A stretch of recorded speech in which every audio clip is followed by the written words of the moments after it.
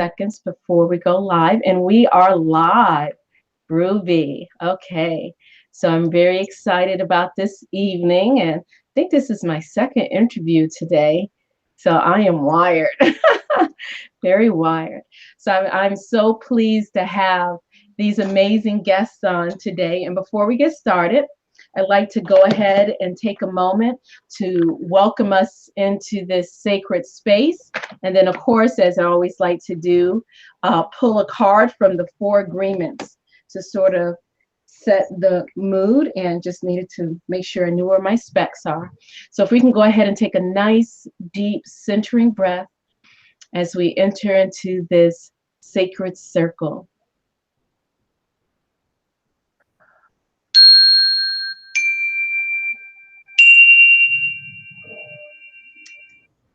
So welcome. I'm so excited about my guest today, and I asked the angels to please help me make sure that I pronounce the names correctly. Okay, so welcome everyone to my show. I have today my special guest, Stewart Swerdlow, and his amazing, wonderful wife, Janet Diane Moria Swerdlow.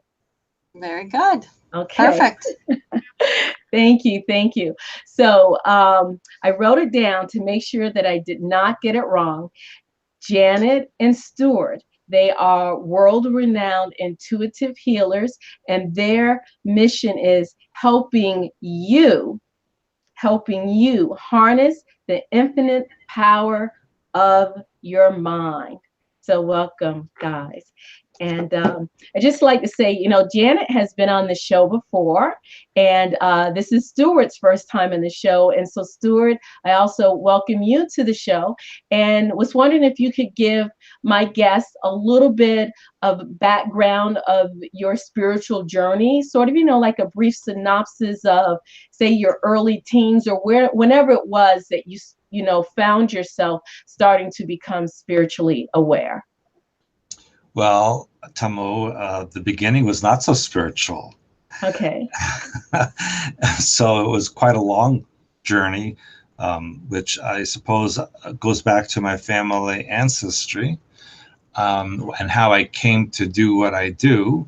And I'll just very quickly say that it started in the last century with my great uncle Yakov Sverdlov, who was the first president of the Soviet Union. And my grandfather was his brother, Mikhail Sverdlov, who was sent to the United Kingdom to start the Communist Party there. And when he was successful, he was sent to the United States to do the same thing. My grandmother was a Soviet spy during World War II. Cousin Andrei started KGB, and on and on and on.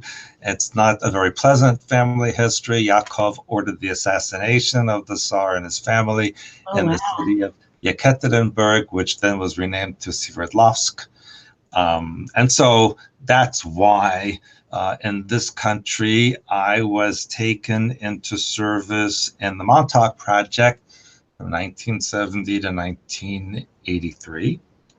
And it was there that I can't say I learned initially, but it was used in mind control and programming experimentation, genetic manipulation, esoteric weaponry, and many other things, including learning the language of hyperspace and about the alien agendas and the interactions between the people on the earth and other beings.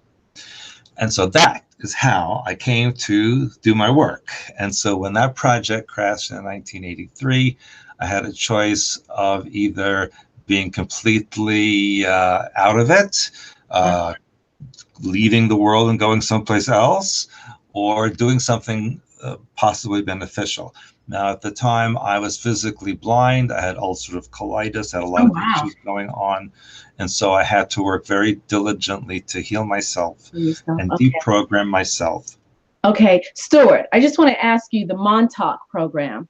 All right, I've heard that word here and there and everywhere, but not exactly sure what it was.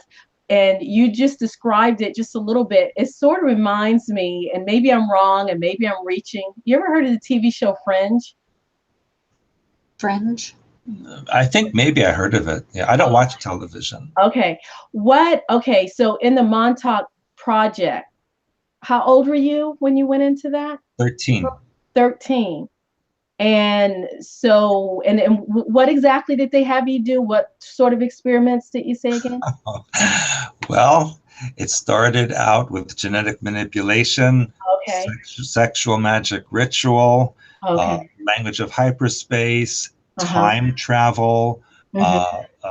psychic assassination, all kinds of things like that. Okay. Okay. All right. And so the people that were in this project, they were mostly teens and young adults or younger children or what? In the very beginning, they Uh-huh. used people experimentally that they considered to be expendable, children of drug addicts, orphans, derelicts, people like that. Mm-hmm. Then they started to use people who were from children of military, police, etc., even government officials. And then ultimately, they were looking for a specific genetic genotype Mm. that was conducive to what they were working with. And they kind of settled on that towards the end. Okay, okay. That sort of reminds me of the experiments done with children in such television shows like Stranger Things. I think it's called Stranger Things. Yeah, that's based on what I told them. Oh, okay, okay. And prior to Stranger Things, years ago, there was a sci-fi program called Fringe in physics, and one of the stars in Fringe, as a little girl, she started to recover, as a grown-up, but as a little girl, she started to recover these memories of being in some sort of experimental what do you call it? Experimental program, similar to what you described. So at a certain age you were able to get out of this, and you mentioned that you were blind. Yeah, you didn't get out of it. The Okay. project crashed in Okay. 1983. Nineteen. You didn't leave.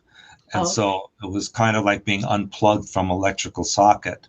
Right, And right. I didn't know when that happened, Uh-huh. I didn't know much about how to interact with people in the world. I still really don't. Uh-huh. I didn't know about popular culture. I didn't know how to put gasoline in the car. Right. It was very difficult. And yes, I was physically blind because they tried to create a person who could see into other realities without the use of a device, Hmm. kind of like a living MRI machine, sort of, Okay. sort of. And so I could see mentally, I just couldn't see physically. Okay. I do have a question from Priestess Sekhmet. She wants to know, are there any, let's see, any of the current UFO channelers part of Montauk to feed us disinfo? If so, what should we be aware of? Well, you should be aware that all channeling is mind control and programming transmitted from satellites. And that was, yes, started in 1965 when the United States government created the New Age movement. So that leading towards a New World religion, which we're starting to develop now. So, yes, you must be very cautious about any so called alien contact channeling information because it's all fake. Oh, wow. Okay. All right. That settles a lot right there. Okay, so we can go back to where you began to heal yourself. And did your spiritual journey start there?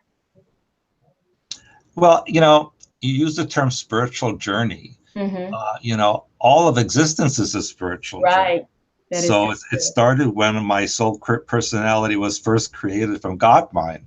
Right, I right, can't say it started anywhere in this particular lifetime, but right. when I became aware Yes. of what I should be doing on this earth, well, that wasn't really till I met Janet, because up Oh. until then I was just trying to survive. You Mm-hmm. know, I was used by organizations and intelligence services for what I could do for them. and they didn't care if I made it or not. So it wasn't until I met Janet that I started to realize I need to work on myself. Wow. And clean myself up so that I could work with others as well. Right on. And I just wanted to mention to the audience that you do have a book, and it is called Montauk. Alien Connection. The Alien Connection. So do you share your story, of course, in that Montauk book? If people are interested, the website is www.expansions.com, and it is in the link below. I am adding the link to the chat room, so for those who are in there now. So, okay, so you met Janet. And well, we didn't quite meet normally. Okay. All right. If you like to tell that story, I always love to hear how people come together. That's okay. You're doing fine. Go ahead. Well, it's a very, very long story, Tamu. Okay. But there was a time 30 years ago. Mm-hmm. I was married before. I had other children and so on. Mm-hmm. And then I became involved with things with the government, to secret government, that led to very bad things. Uh-huh. And I was sent to an American prison camp. And in the prison camp, I met someone who told me that their mother was a spiritual person and I should communicate with her. Okay. And she was she was a nun. And so I a former nun, obviously. Okay. She had a child. Okay, it's trying to piece that together. She was a very naughty nun. Yes. and so anyway, through this woman, I met, she said, well, there's someone you should meet. She'd be like a sister to you. Well, so I was married. Janet was married. I was going through divorce. Janet wanted to be divorced. We lived on opposite sides of the country. So I called and I left a message and she called me back. And then we spoke for hours and hours. And then, I don't know, how long was it later? A few months that we met. She came to see me. And then we've been together since then. Yes. And that is so sweet. Thank you for sharing that. I forget what book. Maybe it was in Hyperspace Plus or no. I don't. Yeah. I think it must have been in. Is it? No, it's not in this book. Yeah, it was in Healing Archetypes and Symbols. I think there's a chapter on family.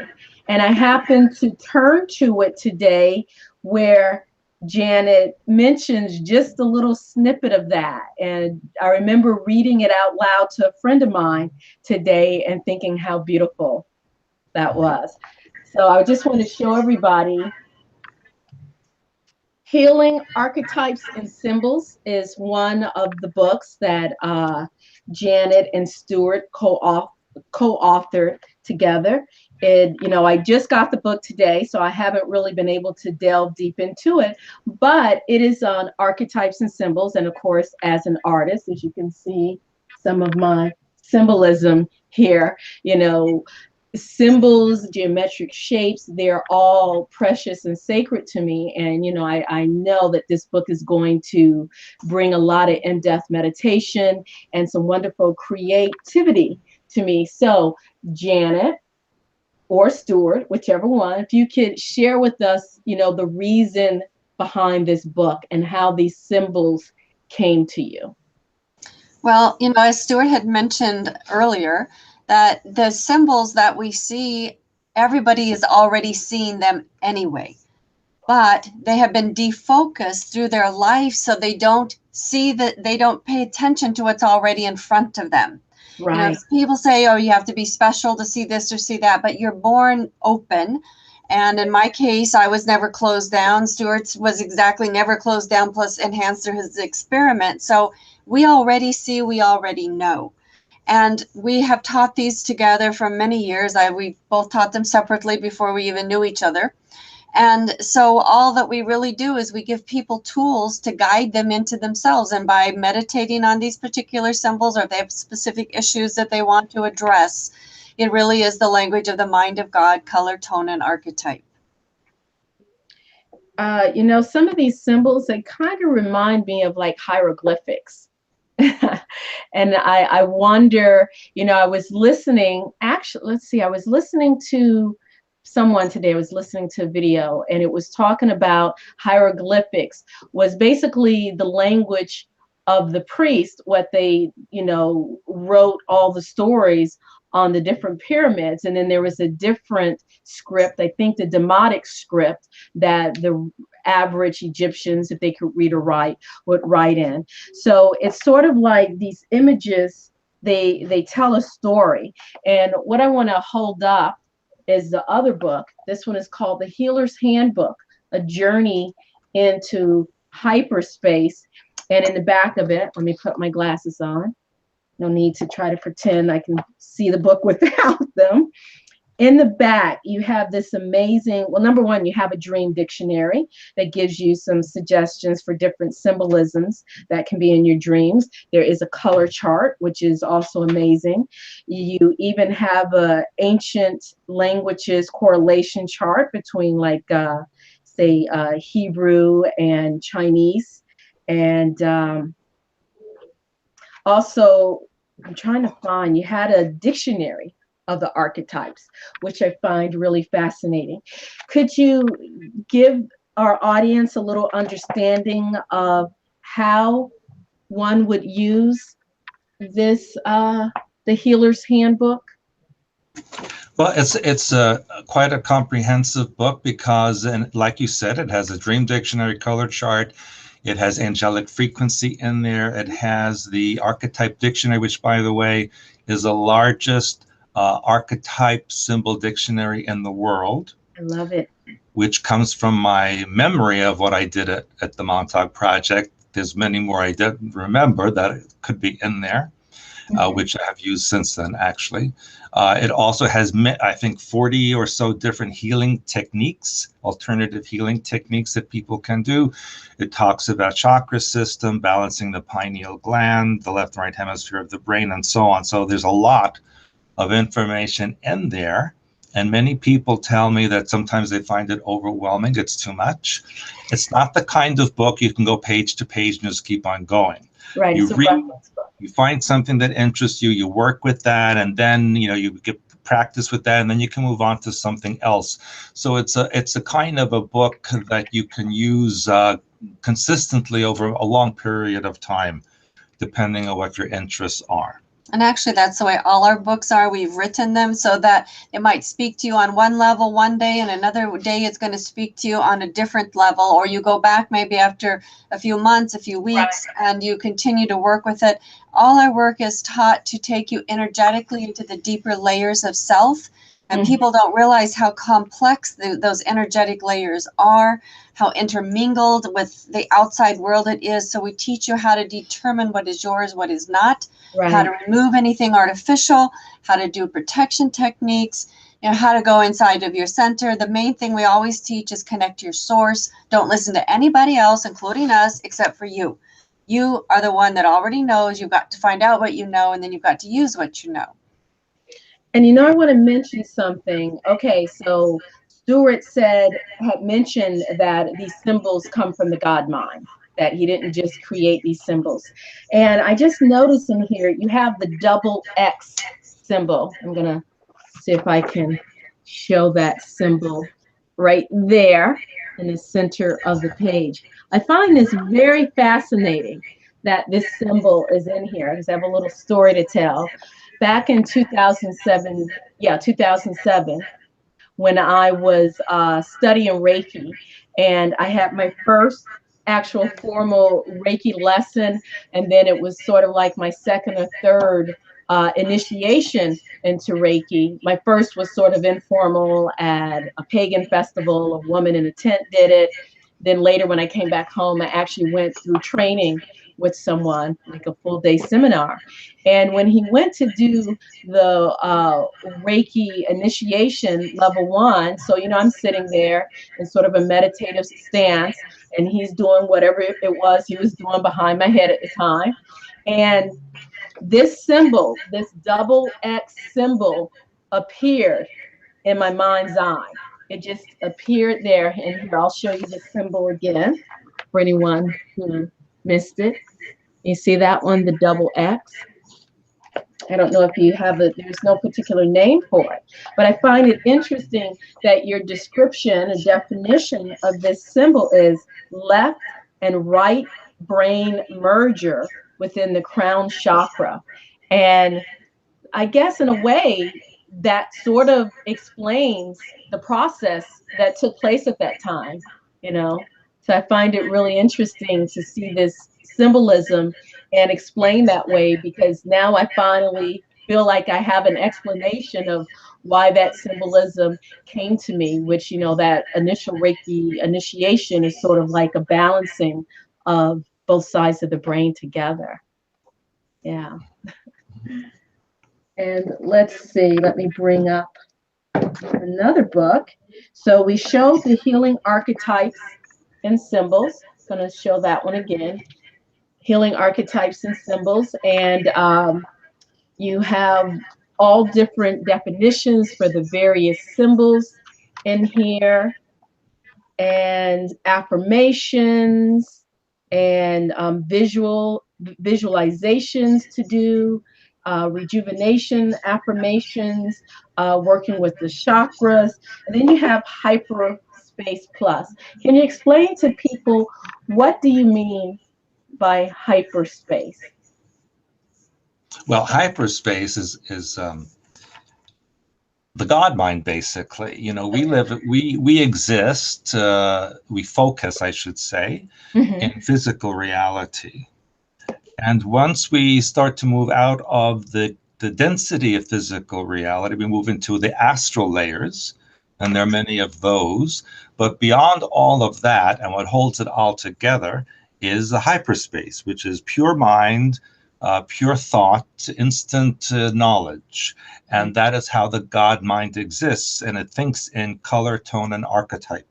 Right. And when you learn how to use the language of hyperspace with the proper colors, the proper sequence of symbols, then you can manifest and create everything in your life that you wish to create. Would you say that hyperspace is where the Akashic records exist? Well, see, that's kind of a new age term to me, Akashic records, because, you know, when we realize that there is no time and no space, everything, all action, all thought, everything is simultaneous. So in effect, there's no record. It's just that everything exists simultaneously and you can tap into it. Right. So to call it a record and give it a name is kind of narrowing it down, and maybe diverting from what it actually is. Right. I have a comment from Priestess Sekhmet, and she says she's relating to, of course, my guests here, Janet and Stewart. You have produced the infrastructure for the new healing modality, which utilizes the ancient systems for mental, emotional, and spiritual healing. What do you say to that? Would you agree with that statement? Yes, I think that's a very good way to state that. Yes, thank you. Very lovely statement. Thank you. Yeah, she's an amazing woman herself. Okay, and so the Hyperspace Helper, can you tell us a little bit about this handbook and how it's different from Hyperspace Plus? The Hyperspace Helper we wrote first because we gave a lot of seminars and workshops for people, and they wanted an easy, quick reference book where they could easily go in and do some of the basic exercises. So generally we start with the Hyperspace Helper. People want to know in our books where to begin with Hyperspace Helper, and then my book, Decoding Your Life, which is of universal law. I think you and I talked about that in the last interview. So those two books are really great companion books. And from there, Hyperspace Plus is kind of the next set of exercises. It takes people in a little bit deeper. And the Healing Archetypes and Symbols is kind of a companion to all of it. Okay. All right. So I did write down a couple of notes. Blue Blood, True Blood.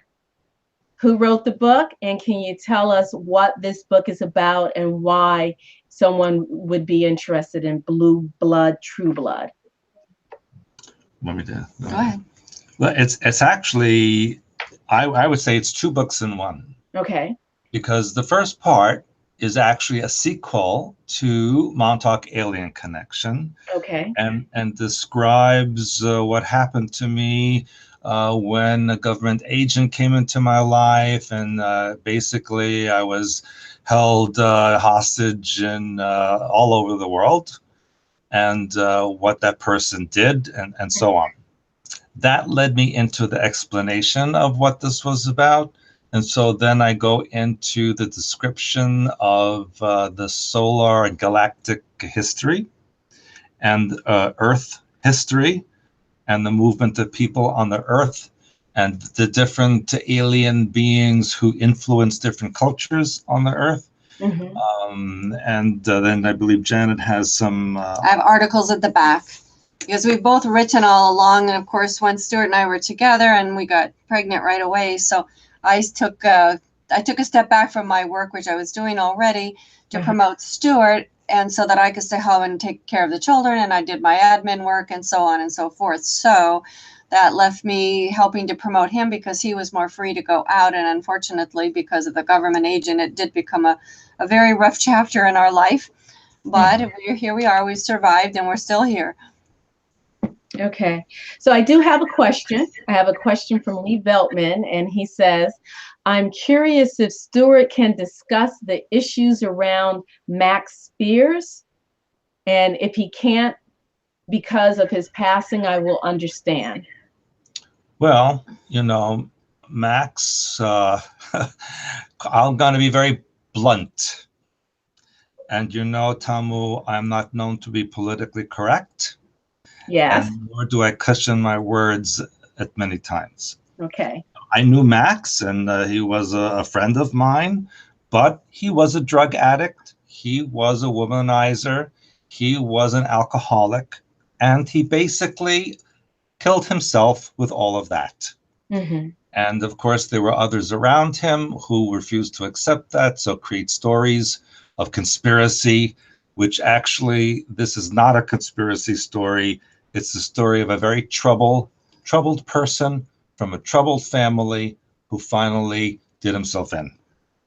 Okay. Well, there we go. Thank you. And Lee Beltman says thank you as well.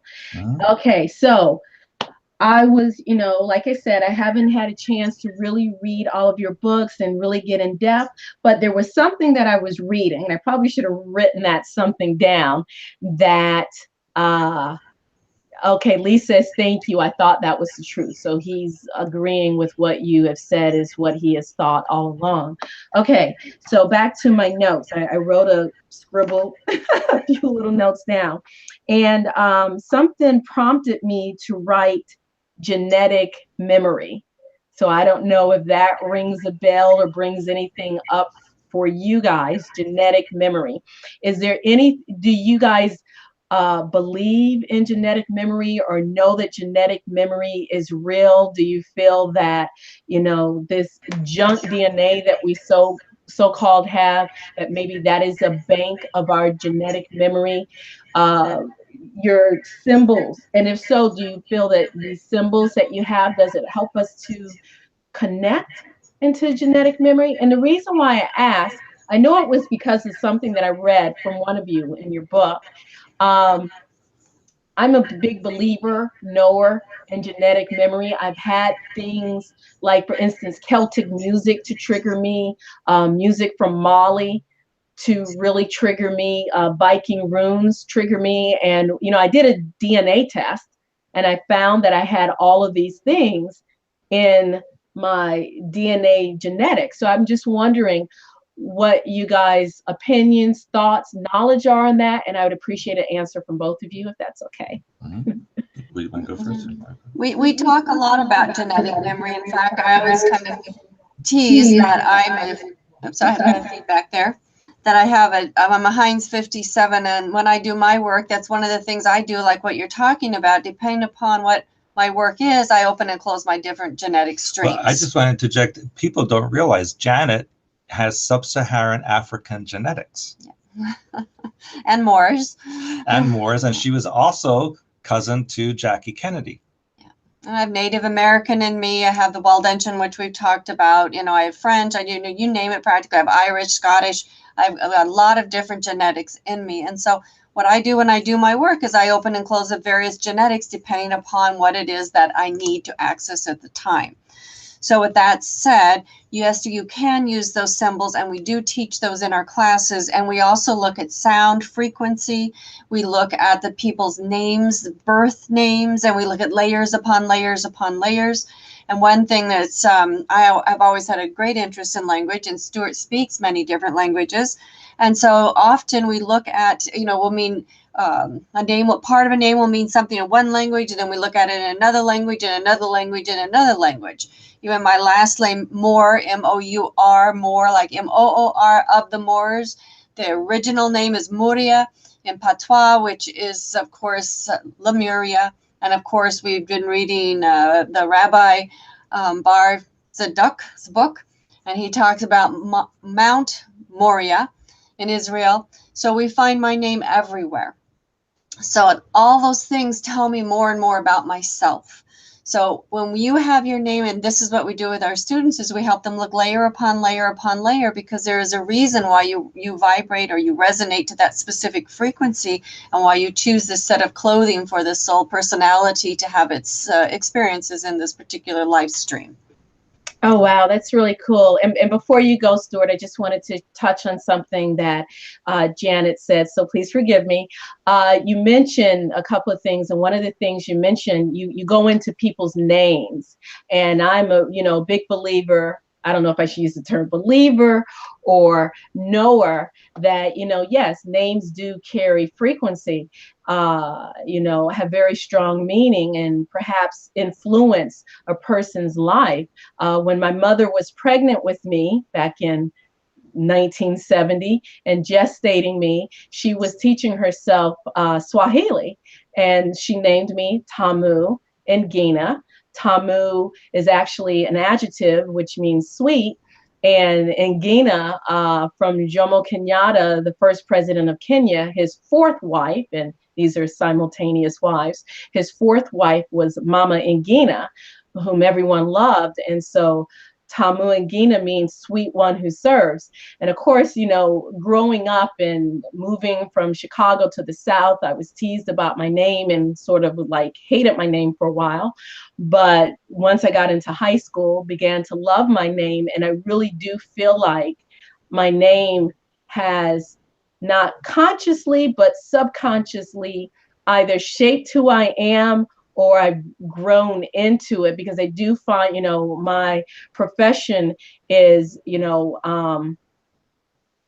a holistic practitioner, massage therapist, reflexologist, also an ordained minister.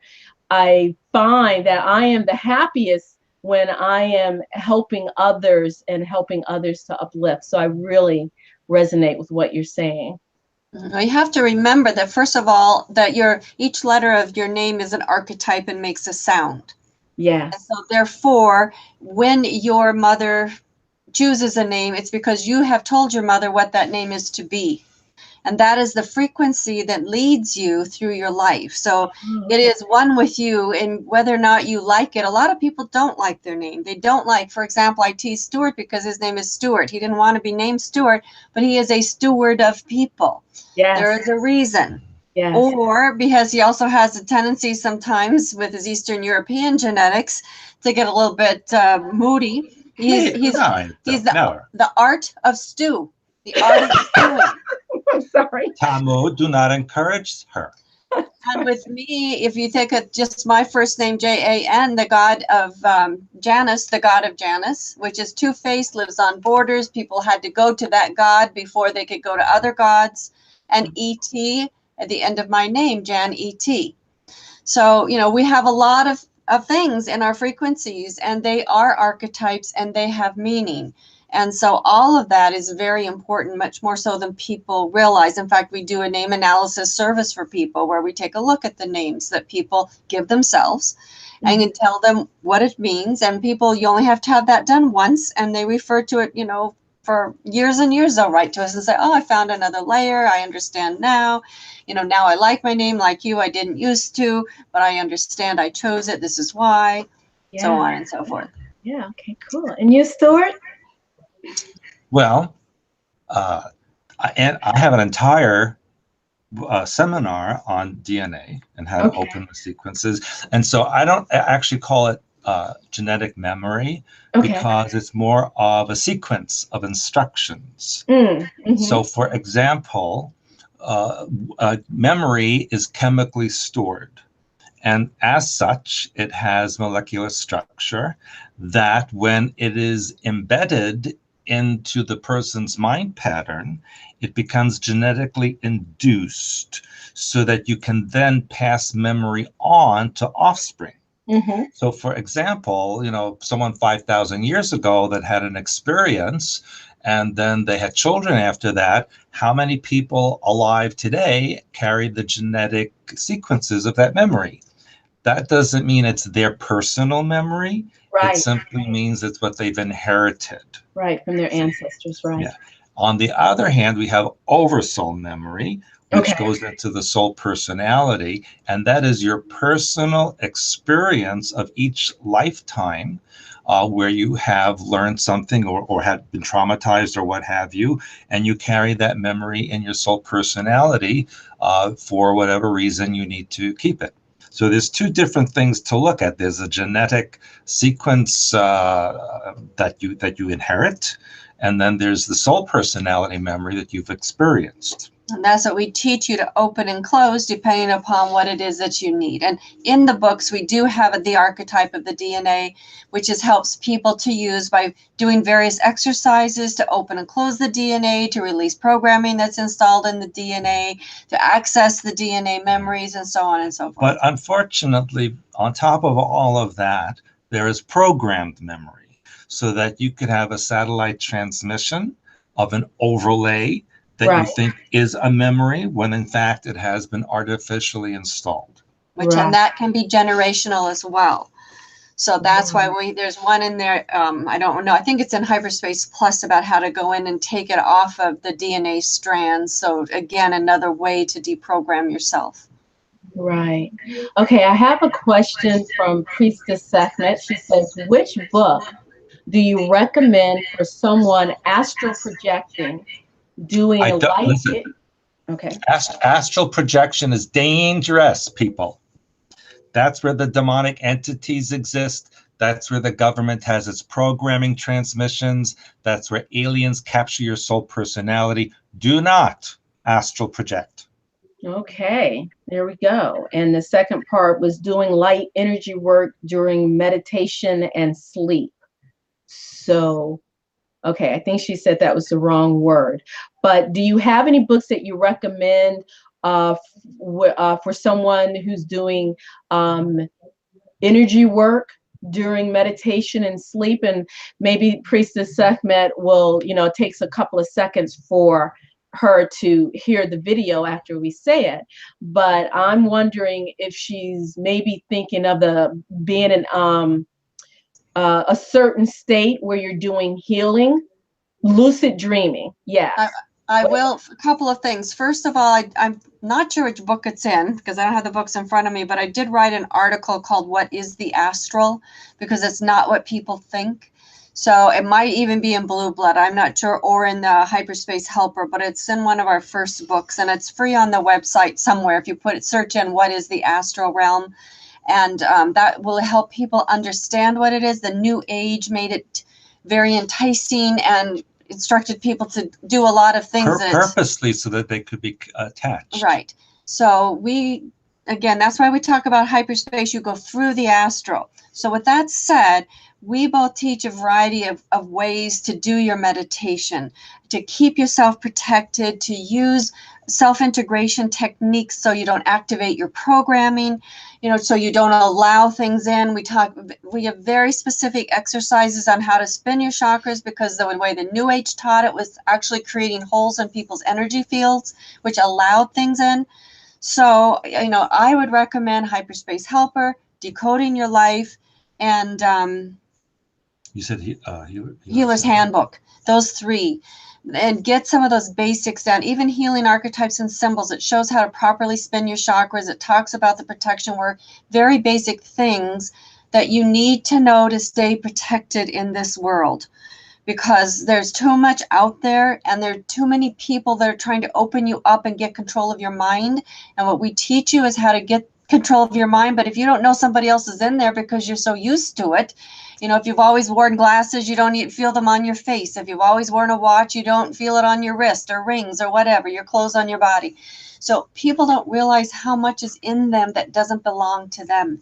So we teach you to shed that, protect yourself, find out who you are, gather your own strength, connect to your source, and get your answers from your own source, not from channeling, not from other people. Be your own teacher. All right, that sounds good. Sort of like what Shakyamuni Buddha taught. Basically, don't believe it just because I said it. You experience it for yourself. Okay. Yeah, even us, I tell people to question us. This is what we're telling you, but this is what we know. You don't know it until you've explored it and used it for yourself. So, put yourself in a position to know. Okay, Priestess Sekhmet says Hyperspace Helper, and she says, thank you. I understand completely. Astral projection is bad, and I discourage it. She apologized that it wasn't what she meant to type. So before let's see, I just want to, I had a question about another of your book, but I'll go ahead and ask Lee Veltman's question. It says, I'm curious what Stewart thinks of the latest alien disclosure with Tom DeLonge. I have no idea who that is. Maybe you do. I have no idea who that is either. Okay. But I can tell you that there is no real alien disclosure because the government will never tell you the truth, ever. Yeah, I kind of agree with that. Let's see. We have Jenny Weeks, international psychic. She says, I highly recommend Decoding Your Life. We'll be ordering more books tonight. So. Thank you, Jenny. Yes, we know Jenny. Okay. Tell her we've been waiting weeks to hear from her. Okay, I'm sure she's going to get that in about 20 seconds. Okay, so History of the World is I think that's the ebook that I ordered from you guys. True World History Humanities Saga. Yes, True World History Humanities Saga. Tell me, I was reading, let me see if I can bring this up on my Kindle, my Kindle app. Where are my glasses? Here they are. Okay. So in this book, the chapters you have, galactic history, the alien presence, planetary science, evolution of our solar system, Lemuria and Atlantis. I learned a lot in that about Lemuria and Atlantis. It's not necessarily this amazing holistic time that we all have, been taught to believe in. People, will say, oh, we were friends back in ancient Lemuria or ancient Atlantis, and we were doing all these wonderful healings. And I'm just curious, where did you get this information from? Well, remember, I spent 13 years at Montauk Project. Okay. We had connections to alien groups that showed us images from those time periods. We also had time travel to those time periods. Mm-hmm. And we also had the records from intelligence services that had the actual stories of what happened at that time period. So there's many, many correlated sources of that information. And what I have learned is there's so much disinformation, so much in our history books that I know that's not true. It's just like, you don't know where to start because you just feel like it's one big mind screw. Excuse my language, Janet, I'm sorry, but it's just like you feel so helpless in this society that at times you just want to turn the television on and watch the reality shows. That's why we teach you how to read frequency, so that you can determine fact from fiction, and so that you can trace the frequencies to their origins, if it's true, if it's not true. We teach you how to do it yourself. And that's not taught as a general rule. And that's why people are so mixed up. They have so much in their energy field, as I said earlier, they don't know what's them and what's not. And so we start by teaching you how to divest yourself out of what's not you. And I do have a really great blog that I do every month on the membership side of my site. This month we're working through isolation programming, and just we do a lot of really great work on the blogs. So people who are really interested in our work, that's where they need to be. Okay. And this book again, let's see, I don't even know if I have the name, The True World History, Humanity Saga. The chapters in here are just phenomenal. You have a chapter on Nibiru, development of Sumer and Egypt, ancient Hebrews, the Ark of the Covenant, the Bible Code. I'm very familiar with Hebrew and Gematria, but I read in here, and I think it was Stewart that said it, that you can actually put in the Hebrew letters into the computer and it creates a code on its own. It shows you the code. The code is already there. Oh, wow. And, for example, they could put in Trump and Hebrew letters, and the computer will take them to the sections where that's spelled out. And then they could read the associated lines in there that tells them what that person is about, for example. Oh, wow. Interesting. And other chapters, ancient Greece, the Khazar Empire, Jim Manuel. What is Jim Manuel? No, it's Emmanuel, but spelled with the J. Oh, okay. This was based on scrolls that were found in Jerusalem in the early 1960s, encased in resin. Okay. By a Palestinian professor. Okay. And when he took them out of the resin and started to decipher them, and then they were translated into Swiss German. And when the Israeli government found out about it, they, of course, wanted to confiscate. So he escaped into Lebanon, into a Palestinian refugee camp near Beirut. And then that camp was bombed and he was killed. And we don't know where the rest of the documents went, but they have been translated into Swiss German. I don't think they're available anymore for people to read, but years ago you could read them. And Magdalena culture, I would think, is this a question for Janet?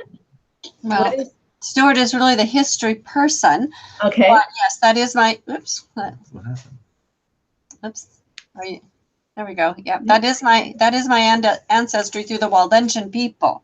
Okay. So, and we are going to be speaking about this in much more detail in our September class. Okay. Okay. And the Waldensian, if you could give a little tiny, brief little synopsis of what is Waldensian and its connection with the Magdalene lineage. The Waldensian people in Italy, they call themselves Valdese. In France, Vaudois. In French, it's Vaudois.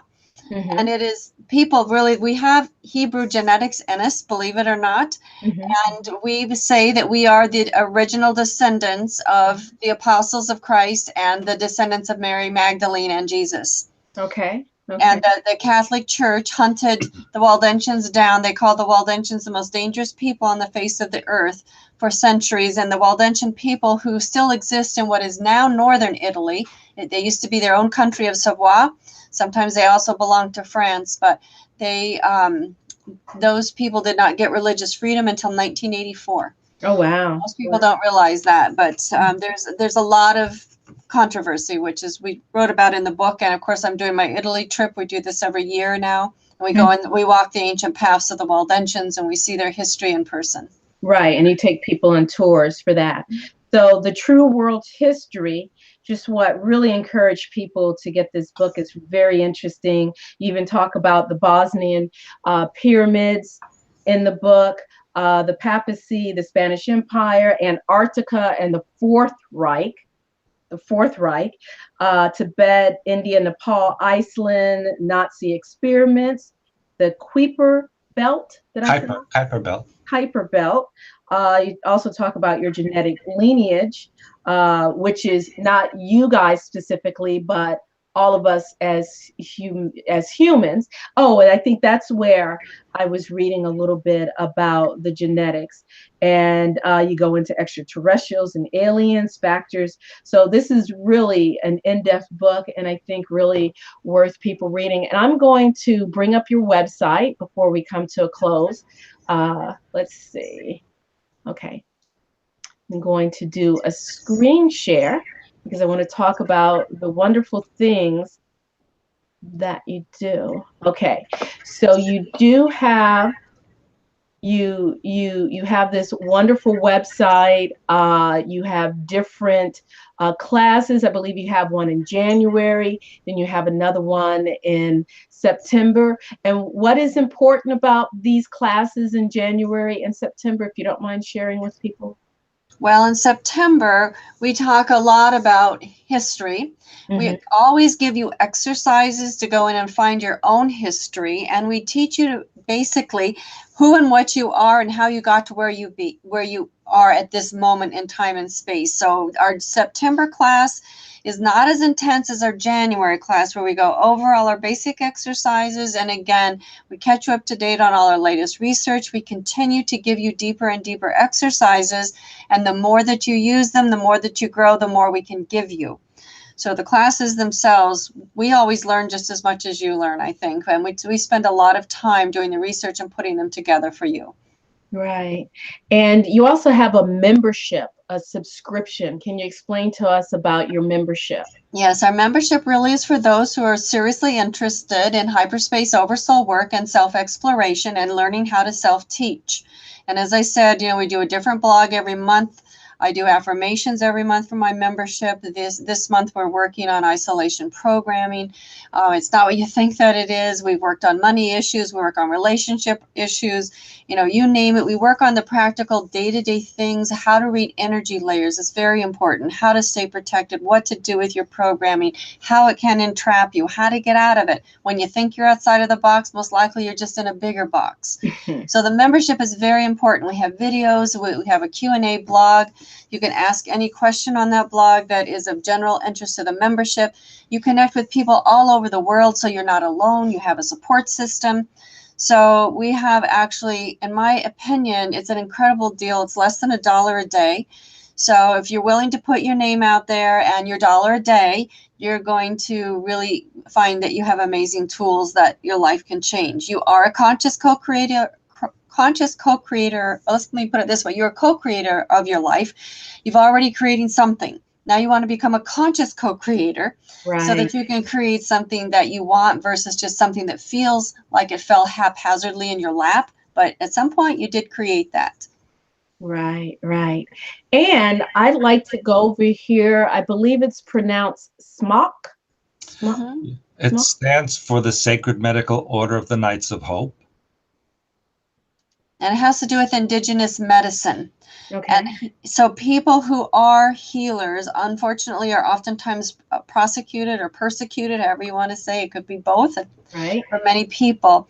So this is an organization we've recently become associated with, who are interested in allowing people to heal the way they want to heal, because as you know, they can take your children away if it's not under religious jurisdiction.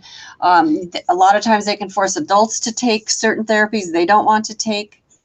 So we are associated with this group to help promote healing freedom, religious freedom, whatever it is that you want to be. Has a lot of protections for you if you're interested. Okay. All right. And that is the SMOC, and that's Templars, SMOC Templars. What yes, I actually am the Grand Prior of the New Templar Order, underneath the jurisdiction of the Sacred Medical Order of the Knights of Hope, which is connected to the Hospitallers from Templar times.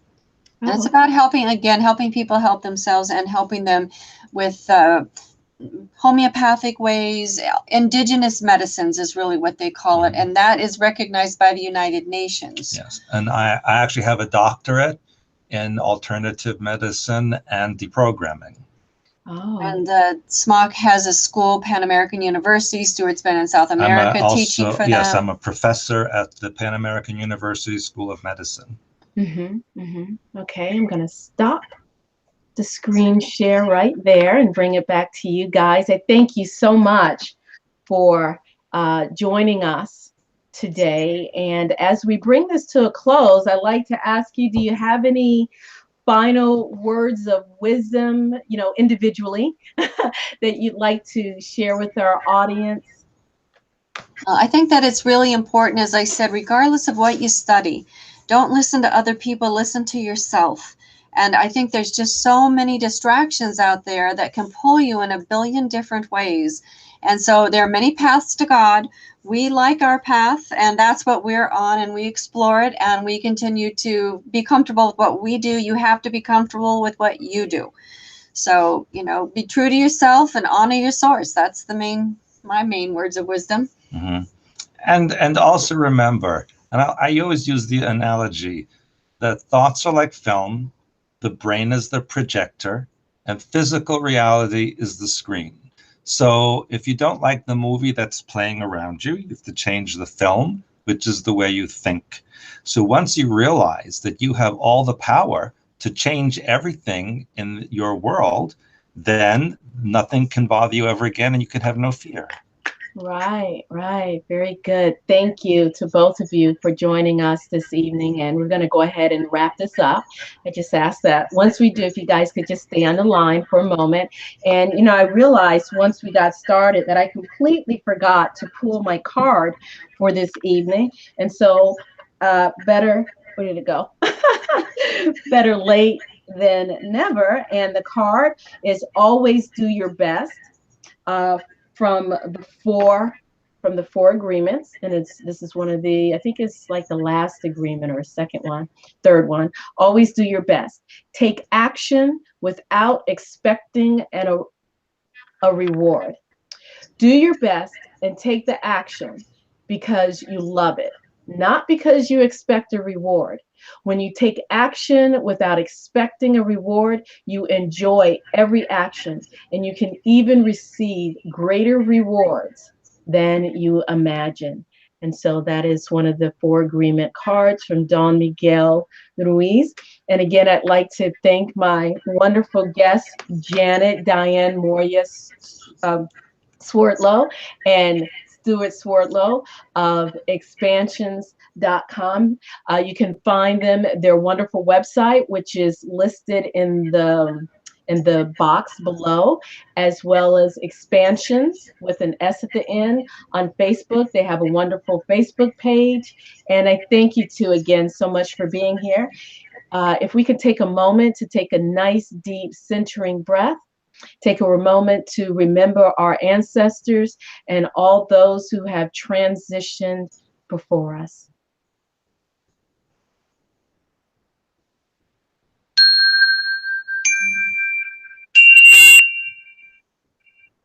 Again, I thank everyone for being here.